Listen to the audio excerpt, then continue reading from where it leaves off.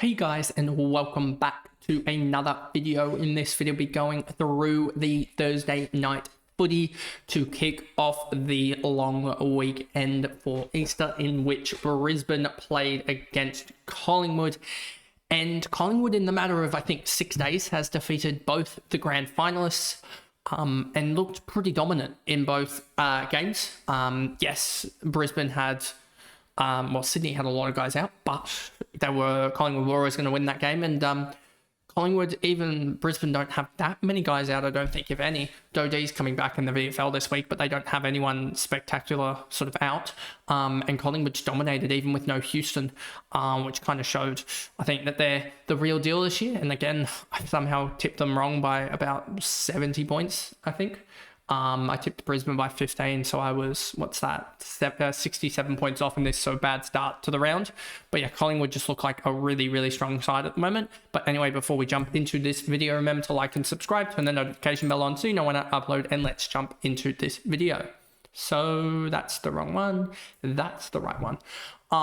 Yeah, this Brisbane, they had no one turn up in fantasy. 97 was the highest, Josh Dunkley, but he was really inefficient and just couldn't get near contested ball, as they were all going to one guy in particular. And yeah, just 97-83 split wasn't good enough. Lachie Neale, for those that have him in SuperCoach, really bounced back strongly with the 113.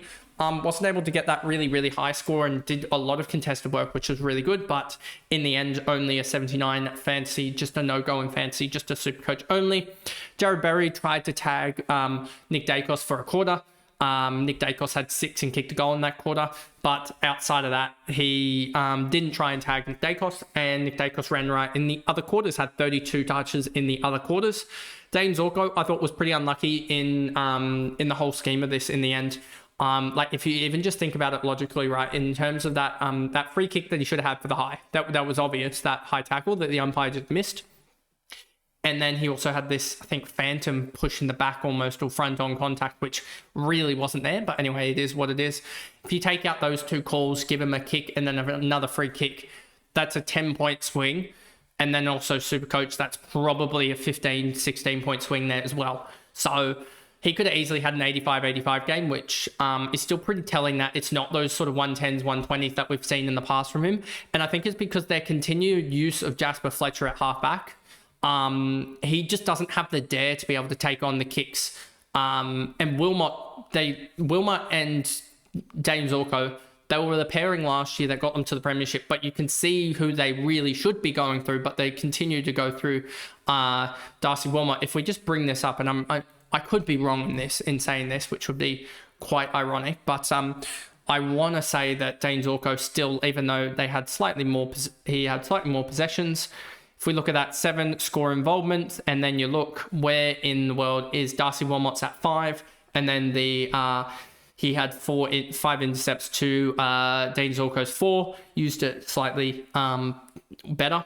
But yeah, you can just see across the numbers that Dane Zorko, 3 inside 50s to Darcy Wilmot 0. He is just a lot more damaging when he gets the ball. So gets it in his hands more, whereas Darcy Wilmot, a couple of his turnovers, Darcy Wilmot, if you actually look at them, turnovers, obviously Zorko's going to be up there. Wilmot's still at 3 and 3, not far behind Zorko. If you actually look at a lot of Darcy Wilmot's turnovers were almost just as bad. A lot of them just dump kicks on from 10 meters out from goal, and then he'd kick it to about 40 meters out, and it'd be a turnover. Whereas Zorko's, half of his turnovers were turnovers and clangers were the free kicks, which were a little bit rough.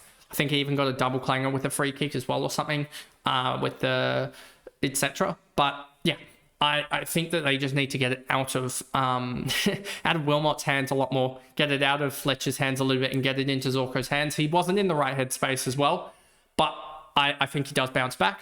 I think he was pretty unlucky on the day, but Brisbane looks so much better when they use it through him. You even saw that in the last quarter. He was on, I think he had a 25-point last quarter or something.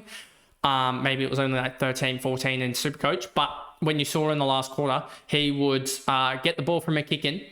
Twice he did this. He'd get the ball, he'd kick it to about 35, 40 meters out, and then run on for the handball receive, and then kick it to the wing, and then the wing would turn around. The guy on the wing center circle would, or center square, sorry, would turn around and then hit up a guy 40, 30 meters out from goal and would have a mark or a free kick there. Suddenly, in the space of about 3-4 minutes, he basically had a goal assist, I think it was. Let's actually look at the goal assist just to make sure that I'm right in saying this. But if you look at, he didn't actually have any in the end. It says he had none, but yeah, that's kind of surprising. But his score involvements would have all been in that last quarter when he was on. So yeah, I'm surprised he actually hasn't had a goal assist here. But maybe maybe because of a free kick he didn't get it or something to do with that. But anyway, enough about Zorko. I just think he's a guy slightly out of form that people will now get him cheaper in both formats, but he'll be fine in the long run if Brisbane actually want to win games, because when Brisbane look good, he looks good. And then no one else here really matters too much. Levi Ashcroft, a really good SuperCoach score in 89. If you still have him, which you should, really happy about that. There. And yeah, his fantasy score 63. It's fine. Huge efficiency, which was huge in the first half. I think he went at 100% or something like that. He was on like 35 fantasy points for like 59 SuperCoach or something like that. Will Ashcroft put up a stinker, and this is why you don't go for these guys that aren't sort of known well, Will Ashcroft's a known quantity in terms of the AFL world, but just his fantasy scoring wasn't known in terms of that top end 105 plus scoring. So it was always going to be rough. I felt like there was always going to be a rough time where he just couldn't get near it. And this was that game there. And then Zach Bailey had an absolute stinker. Then we go to Collingwood. And if you had watched my SuperCoach video, you'd be like, oh, that sucks that you didn't bring in Nick Daicos. Well, sometimes things change around, you see. And Henderson being out allowed me to also get rid of Sardis over Hall, because I believe Hall will get back in before Sardis, but that allowed me to get Nick Daicos. Sadly didn't VC him because that was dumb. I should have VC'd him, but anyway. But yeah, I'm just happy. And I was about a minute away from VCing him, which would have almost been a perfect game if Zorko had decided to just score like 95. But yeah, glad that I got Nick Daicos, because a lot of the community don't have him. I think, from memory, if we just go to top 10% and we go here, and then we go to players and we go to ownership change, because he'll be one of the ownerships. Only 40% in the top 10% have him, which is a really good thing that people just decide to skip over him. In the top 5%, I think you'll see it probably about 50% ownership, because there'll be a little bit of FOMO. No, 40% as well. And then top 1%, did a lot of people in top 1% bring him in? Or are we sitting at 40% as well? 40% across the board as well. So 40% across the board means that 60% of people didn't get this 170. If you had VC'd him, which 23% of people did, about half the people that own him, or like 2/3 of the people that own him, yeah, well done. And yeah, he's going to put up a monster. He's obviously put up a monster score, and that's probably going to be the highest score of the week. I just hope Harry Sheasel today can score near enough around it. Josh Daicos did a lot of work as well. 30 touches, 5 marks. Steel Sidebottom is still producing week in, week out. Ned Long, for those that went him, although it wasn't the perfect score, and rookies could easily go within 5-10 points of him. 81-96, that's still a really good game. He kicked an important goal. They got him quite a lot. And yeah, just a really, really cool, great game from him. And he's going to make massive cash, I think, over the next couple of weeks. You just hope he doesn't have like a Connor O'Sullivan dead game or something like that, where they score a 40 and is the reason you brought him in is pretty much dead, which is something that was the worry that I didn't bring him in for, as well as just the awkward pricing. I felt like was a little bit of that's the reason why I didn't bring him in. Cameron, I thought, had a really good game early, but then probably just got dominated in the back half, and that's why he ended up on a 77-90. He was on like 59 SuperCoach like halfway through the second quarter, it felt like.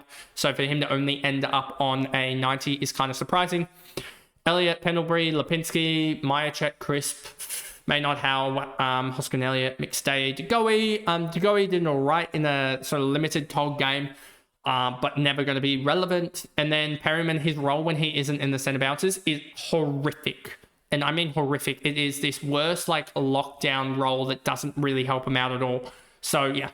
And then Ed Allen came on 17-11, Billy Frampton, and then Darcy Moore subbed out, but cleared of concussion for Darcy Moore. So he'll line up Anzac Day, I believe, as well. Anyway, that is a short recap of this one, getting it out before we hit the Good Friday games in a couple hours' time. But I hope you guys enjoyed that video. If you want to see other SuperCoach and fantasy content, click on the links on screen, and I will see you guys in the next video tomorrow, recapping the Good Friday games. Bye, guys.